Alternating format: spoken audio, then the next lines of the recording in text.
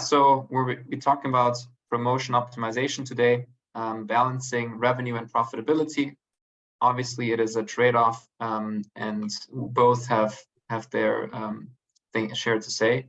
I'll get us kicked off with a quick intro of Buynomics and the speakers today. So we have Dr. Ingo Reinhardt, the co-founder and managing director at Buynomics. He has over 14 years experience in pricing and revenue management. And Ingo will be leading the session today, explaining in detail kind of how to conceptualize promotions, what the different goals could be of promotional strategies, what the limitations of current tools are, and how we can think of them maybe in a new light. And I'm Paul, I'm head of sales at Buynomics. I'll be moderating your questions in the chat. If you have any, please let us know. Also happy to connect after the call, of course. And at the end, we'll have a live Q&A with Ingo with your questions. So don't hesitate to engage us in the chat and the Q&A. Quick word about Buynomics. Buynomics is a revenue management optimization software.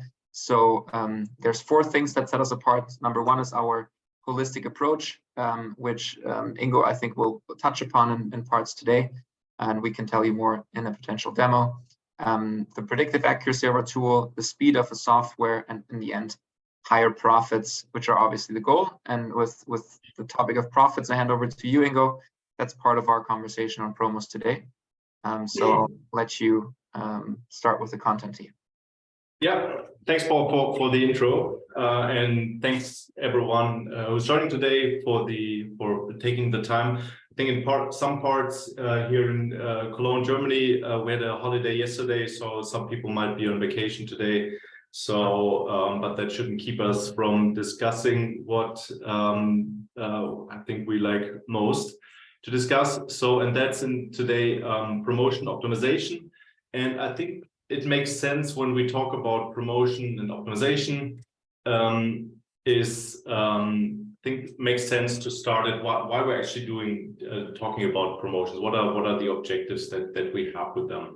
And I think from our point of view is, and we're here taking the view of a manufacturer, producer of certain products, fast-moving consumer goods, for example. And I think there are essentially 3 categories. One is to increase profit, revenue. If you do run a promotion, you typically have higher sales. That might increase your market share, that increase your revenue, it might increase your profit. And often if it's a good promotion, it has a positive promotion return on investment. But we also see that in many cases that is not the case. And the question is really also today, how to analyze promotions, how to optimize promotions, and we hope we have a few things to say on the topic. Other topics that are relevant, which we will not discuss too much today, is of course that retailers often require promotions to attract shoppers into their stores, and these are requirements that have to be negotiated, that in some cases don't increase profitability, for example, but are just a necessity of doing business. Other incentives or reasons to run promotions are, for example, to show the product. If you, for example, introduce a new product, show it to a broader audience, and then by doing so, increasing the demand for the product, because more people have seen and used the product, and then the intent is then that they also buy it for the regular price on an ongoing basis. This is actually, to detect this in data is quite tricky if you want to do it properly, and the effects are in most cases that we're seeing smaller than expected, I would say. So the focus here is really on this first part, increasing profit, revenue, and so on. But this really makes sense to get started to understand or take a look at the key dynamics, what's really going on when we run a promotion. And I think what's going on is that if we look at the graph here on the left side, we have price, and depending on the price, we have a volume, lower price, more volume, higher price, lower volume. And by setting the price in this first instance, basic demand curve without a promotion, obviously the higher the price, the lower the volume. And we can use it, for example, to optimize the profit here in this case. And as from the shape we see, this is an exponential demand curve. If we have an exponential demand curve, the price elasticity is always the same. And for example, here in the profit optimum margin times elasticity is -1. So for example, if your price elasticity is -2, your profit optimum margin is 50%, and this might be here in this point. What now happens if you do run a promotion? We have essentially two effects that are important. One is because you run a promotion, more shoppers are attracted to your product, and that essentially means a shift or movement in general of the demand curve. So we go from the demand curve Roman numerical 1 to 2. And also the second key effect in the promotion is that you typically have a price decrease.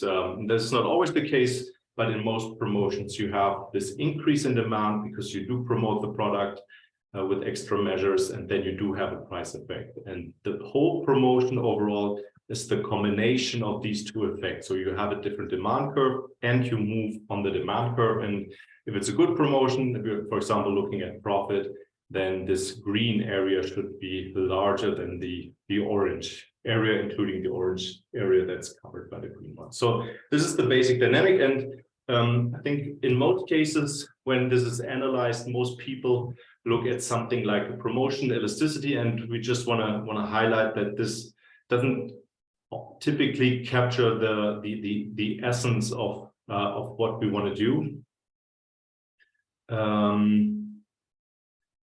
Because let's say we have this graph here on the left side, and this is a typical graph. It's based on real data. It's a bit anonymized, but in essence it looks, this is what the real data show. And what we see here is that we have a regular price somewhere around 6 euros, and then there is a somewhat lower regular price, maybe up, or let's say there was a price increase. The original price was 5 euros, and then we had a price increase from around 5 to 6 euros, and along with that, somewhat decline in demand as we expect.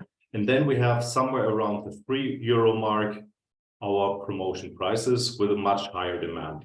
And the question, of course, is the challenge is if you look at this graph and only look at price elasticities, it's not really clear what you mean, because if you have this linear demand function here, price elasticities are always different at each point.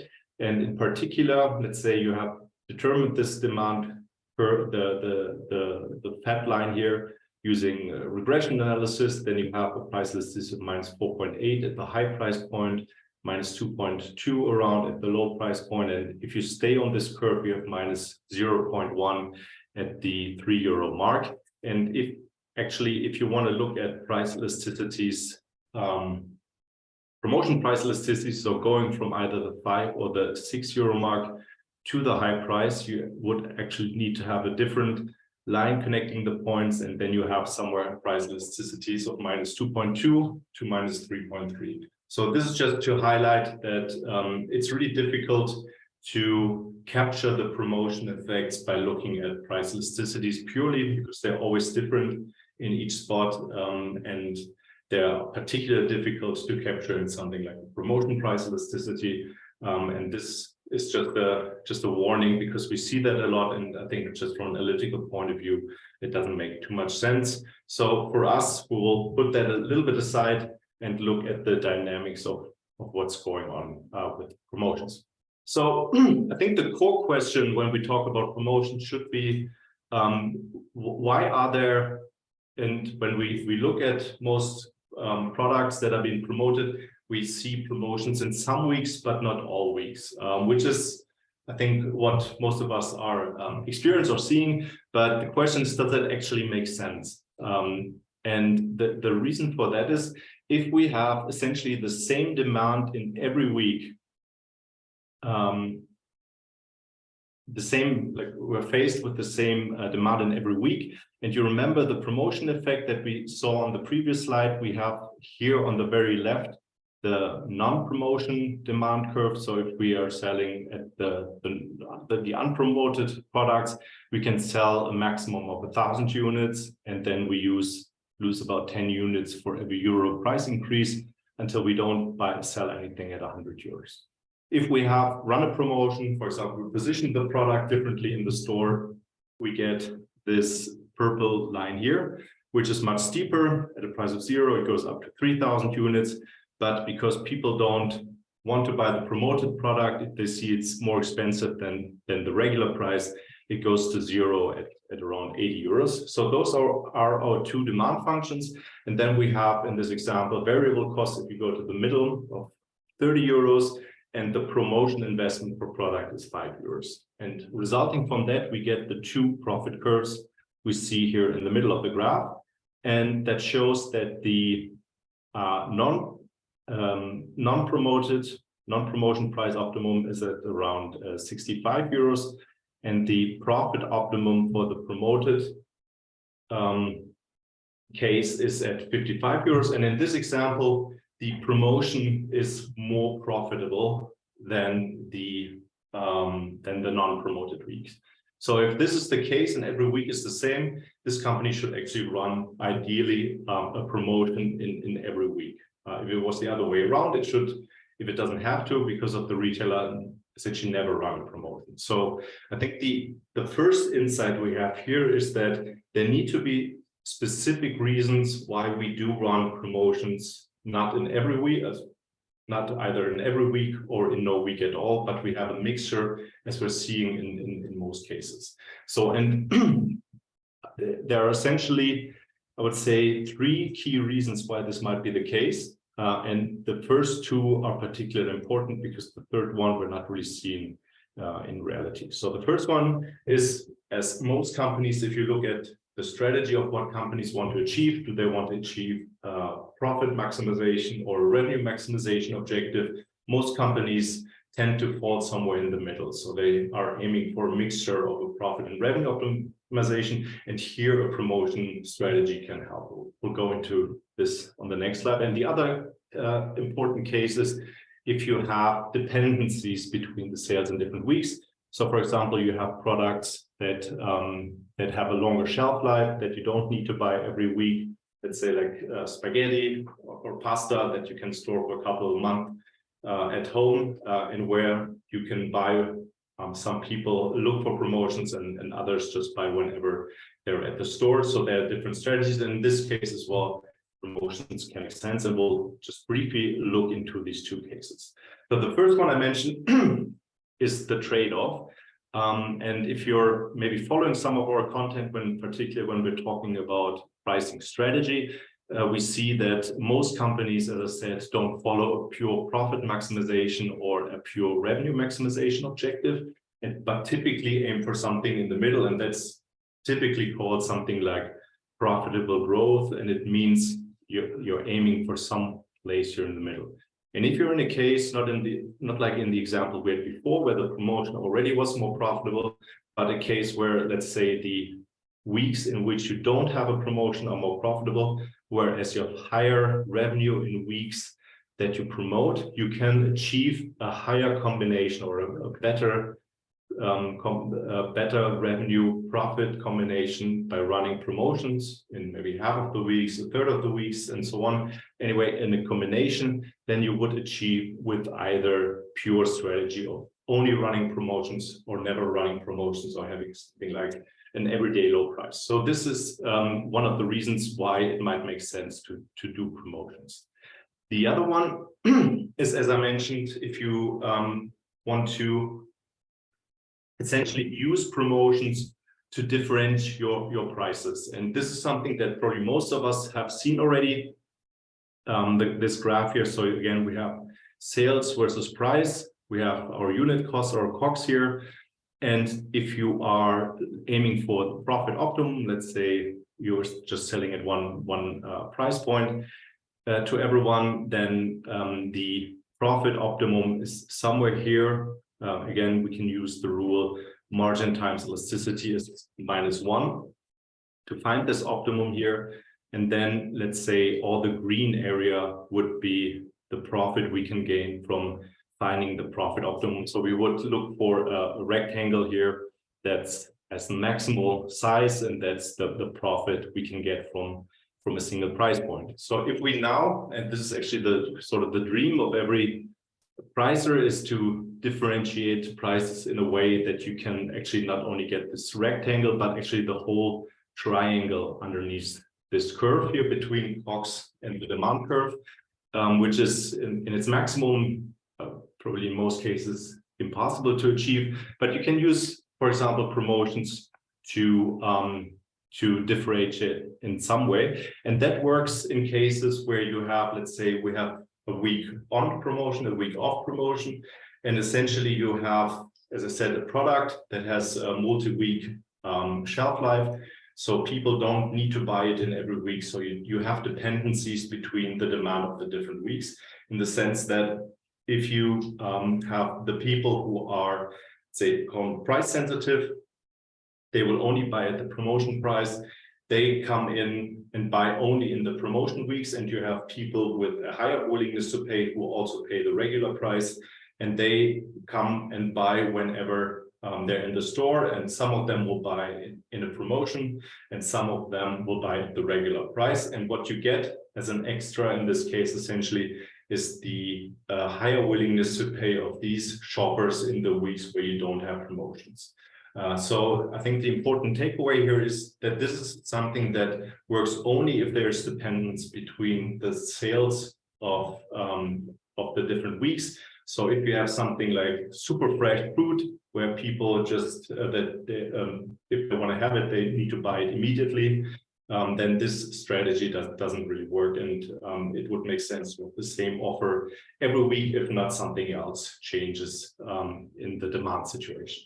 So this is here really important, and I think cases where you see that is, of course, if you have airline travel and you have their price differentiation depending on how soon before the flight you book. Typically the price there starts very low, and you have private or like vacation travel with a lower willingness to pay, and business travel with a high willingness to pay. We have some business travel also buying way before the trip at a low price, so they might have a higher willingness to pay. But typically right before the flight, there's more business travelers with a high willingness to pay buying the flight. So there you can use it to differentiate the prices depending on the willingness to pay of your shoppers. And another case where you see that, I'm not sure if that's in every country the case, but here in Germany, for example, when you go to the gas station, typically the prices are highest in the morning, and then they decrease all day long until the evening. And then when the last gas stations close, they increase, or the first gas stations start closing, then the rest of them increase the price to the highest daily price, and then the next day the price goes down again. And this works because, again, here you have, if you just a bit simplified, customers with a high willingness to pay and a low willingness to pay. Those with a high willingness to pay, they get gas whenever they're run out of gas, or they visit a gas station. So sort of equally distributed across the day, whereas people who are price sensitive and they know this pattern, they will tend to buy in the morning, and this way you get some of the higher willingness to pay of those people with a higher willingness to pay. So this is essentially the idea, and this is one of the things that can work in a promotion that's important, but it only works in this specific instance.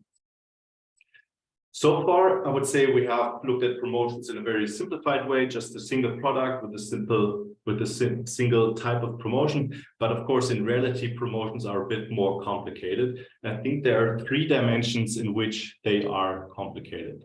You have different promotion types. For example, you can have a pack size increase, you can have multi-buys, vouchers, leaflets, you can have a special placement, all kinds of different types of promotions, and they can also be, of course, combined. Then you can, if you have a complete portfolio, let's say you have a good, better, best portfolio, or like small, medium, large, and you can promote all of the products or a single one or 2 of them. There are tons of combinations. And of course, that has an impact on the effectiveness, the profitability, and everything of that promotion. And of course, obviously, you can have different discounts. You can have a 10%, 20%, 30, 2 for 1, all of these examples you can have as a discount. And the question, of course, is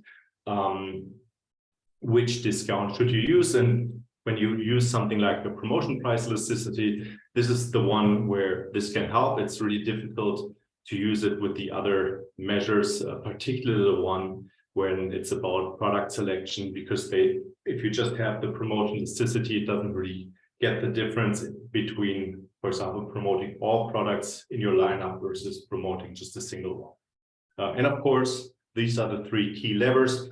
You can combine them in different ways. And the question, of course, always is what's most profitable. And as we said, this is a level of complexity that's really difficult to assess with tools like promotion price elasticities and so on.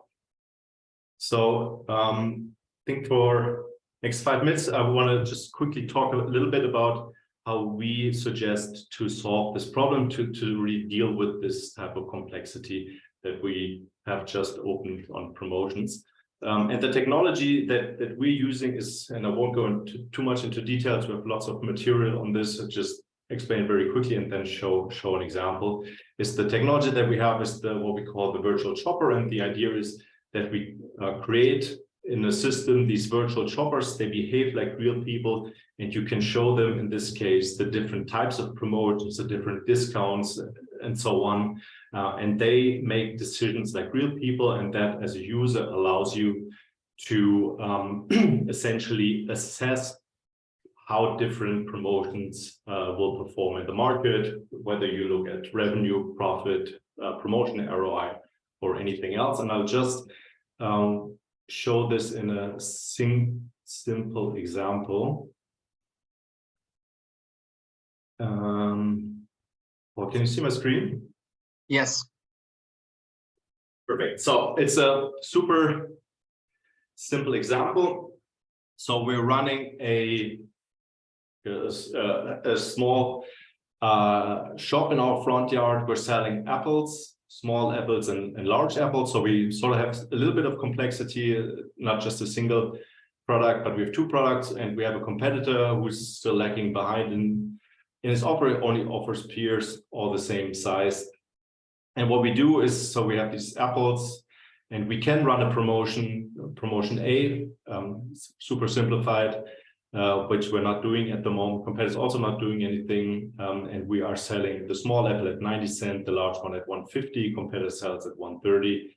Our costs are 30 cents for the small apple, 70 for the large, and the competitor, we found that out, is selling at 50 cents.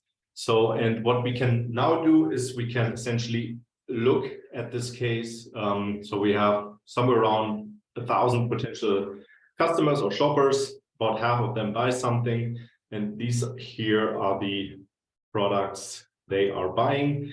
And we can say, for example, that what happens if, for example, we change the price. So we go from 90 cents to €1. See, we have a price list that's minus 3.5. If we also change the price of another product, you have these interdependencies in here. The alternative has become a little bit less attractive, so the elasticity goes down from 3.5 to 2.8. And with this, we can essentially model all the dynamics. Let me just quickly go back to the base case. And one thing that's interesting here when we're thinking about promotions might be if we look here at the profit curves that we're setting now here at 150, that maybe it's a bit too expensive, this large product here, this large apple, and maybe a better price is somewhere at 130. And this is our idea now we use to run a promotion on the different apples. So here, maybe we go down 50 cents on this large apple and promote it.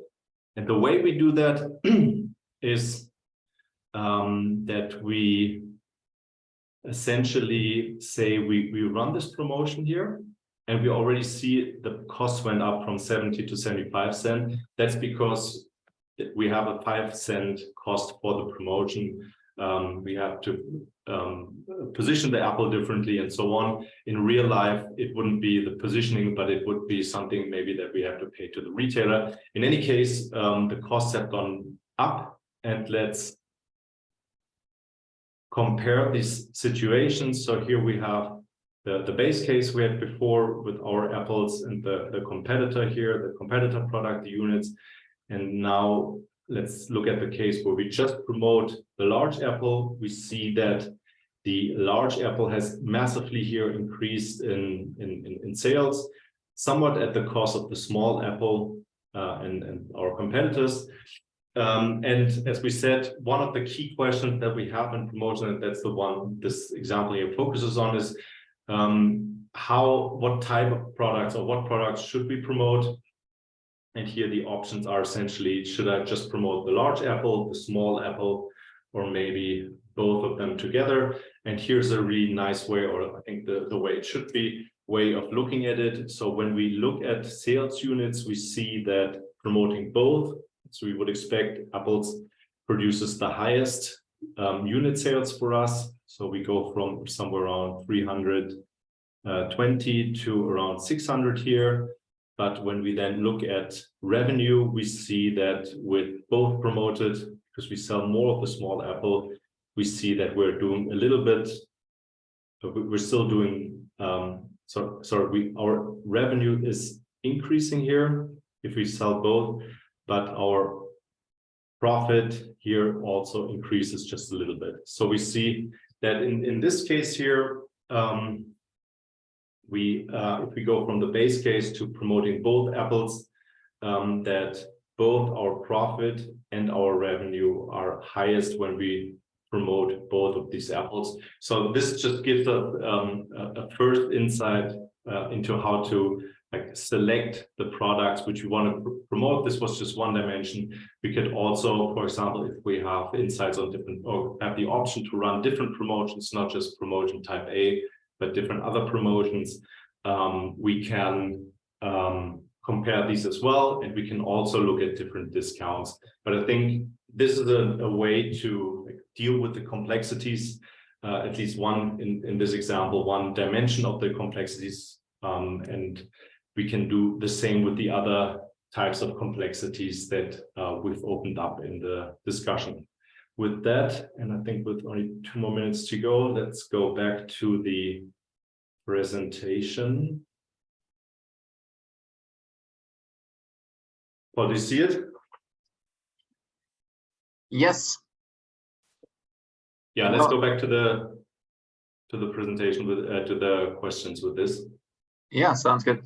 So we had Amparo asking whether you will receive the slides, and as always, expect the follow-up email on Monday or Tuesday, including the slides, as well as the recording. And for any Buynomics content, you can visit our website under buynomics.com, and you can find all of the historical recordings over there as well. And another question from Federico. He was mentioning